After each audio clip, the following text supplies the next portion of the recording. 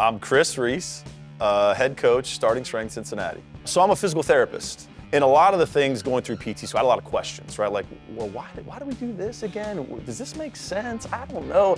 Like, this doesn't feel like to me that it would work. And so starting Strength answered a lot of those questions for me. And I think really articulated some of the shortcomings that I noticed with the profession, the education in general. All through PT school, I'm thinking, I'm gonna learn how to help people improve their physical existence, right? Just never felt like I was learning a really valuable skill that I could help people with. And so I came out and I got a job and started practicing, and I'm learning and whatever, and it's okay, right? It's not terrible. When I found starting Strength, I felt like immediately was like, this is something I can use. This is like a really valuable skill I can use to really help people. The PT profession, really the medical profession, doesn't really embrace this notion of, if you want to feel different, you're going to have to make some big changes in how you live your life. And here, all of our members really embrace this notion of, this is a major change I'm making in my life, and it's going to have, lasting benefit. This is not 6 weeks, it's over, I'm better. I think people sometimes, like my parents, they'll be like, why aren't you doing PT anymore, right? You went to school, you got this degree, this license, all this work. And I tell everybody, like, I'm still doing PT. I'm just doing it, it looks different, but it's still PT, and it's a far more effective version of PT. I feel like I'm making a real difference. Like, this is what I thought PT would be, right? Like, I've got a really valuable skill that can really change somebody's life and really affect upcoming years in a really significant way.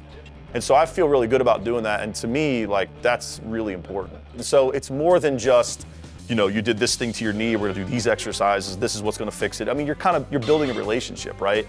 And if they don't believe that you really care about them as a person first and a member second, they'll go somewhere else. When, they're looking at you like, you want me to do what? Like, I don't know if I can, but, I've got all this capital that I've built with that person. We've done session after session after session, and they've done well, they've succeeded, they've, done things they couldn't do. I told them they could, and they trusted me, and it worked.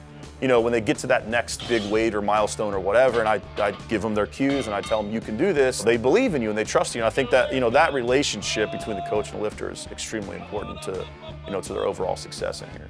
One of the big things I didn't love about the outpatient PT world, we did a lot of evenings, and I don't want to get home at 7:30, 8 o'clock. I don't care if it's 2 nights a week. Like, I don't want to get home that late. I've missed bedtime with my daughter. Monday, Wednesday, Friday, I'll do the morning sessions. I'm finished at 10. I'll train in the gym after the sessions are over. And then on Tuesday and Thursday, I'll do a couple morning sessions, and I got a little break. And then I'll do the noon session, and it's 1:30, and the day's over.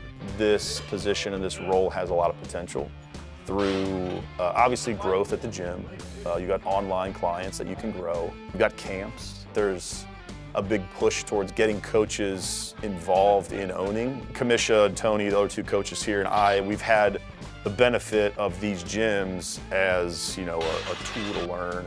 And, having the gyms where you can come in, you can see a bunch of lifters, and then in most cases, you've got a coach watching you and giving you feedback on your coaching. Like, they're really set up to, help coaches succeed much better than it was before these gyms existed. So it's still difficult, but there's at least more of a track to follow, I think, at this point. I joke all the time and say, like, as a PT, I think that's where I get maybe some respect and some credibility. And the SSC is how I actually help you. You know what I mean?